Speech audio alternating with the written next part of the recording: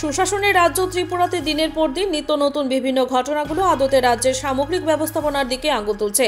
রাজ্যের মুখ্যমন্ত্রী থেকে শুরু করে শাসক দলীয় বিভিন্ন স্তরের নেতানেত্রী এমনকি স্বঘোষিত কার্যকর্তারা বারবার দাবি করেন ত্রিপুরা রাজ্যে প্রশাসনের বন্যা বইছে। কিন্তু প্রশ্ন তৈরি হচ্ছে, আদতে এ কেমন রাজ্য যে রাজ্যে প্রতিনিয়ত বিচারের বাণী নীরবে নিবৃত্তে কাঁদে?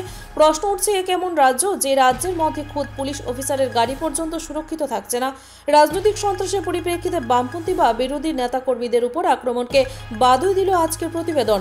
তবে দীর্ঘ 7 বছর এই রাজ্যে শাসক কার্য পরিচালনা করার পরেও বিজেপি কেন এই রাজ্যে একটা সঠিক প্রশাসন চালু করতে পারছে না, এটা কিন্তু প্রশ্ন। ভূভারতে নজিরবিহীনভাবে ত্রিপুরা রাজ্যে এটা আঞ্চলিক দল মহকুমা শাসকের কার্যালয় পর্যন্ত তালা দিয়ে দিতে পারে। পুলিশের সামনে একটা রাজনৈতিক দলের নামে কিছু যুবক, কিছু ব্যক্তি রীতিমতো অসামাজিকতার নজির তৈরি করে, অথচ রাজ্যের বিজেপি সরকারের পুলিশের শতপ্রণোদিত কোনো মামলা গ্রহণ করার ক্ষমতা পর্যন্ত হারিয়ে গেছে। সত্যিকারের অর্থে বর্তমান বিজেপি শাসনে রাজ্যের পুলিশের মেরুদণ্ডটাই ভেঙে যাওয়ার উপক্রম হয়েছে। এর পাশাপাশি উল্লেখ করতে হয়, ত্রিপুরা রাজ্যে যখন বিভিন্ন স্তরের বেকার চাকুরি প্রত্যাশীরা নিজেদের চাকুরির দাবিতে রাস্তায় নামে, তখন পুলিশ কখনো লাঠিচর্চা করে, কখনো বিভিন্ন প্রকারের আইনের বিধান সামনে দাঁড় করায়।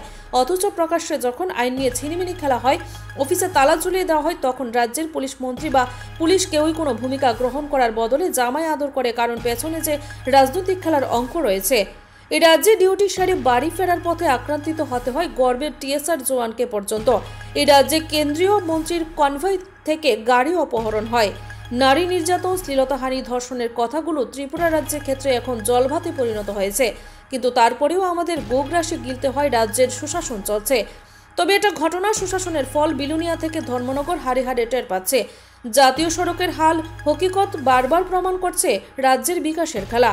তবে অস্বীকার করার উপায় নেই, রাজ্যের আইনশৃঙ্খলার চরম অবনতি ঘটেছে। কোনোভাবে অস্বীকার করা যাবে না, এই রাজ্যে বর্তমানে একটা অপদার্থ প্রশাসন কায়েম রয়েছে।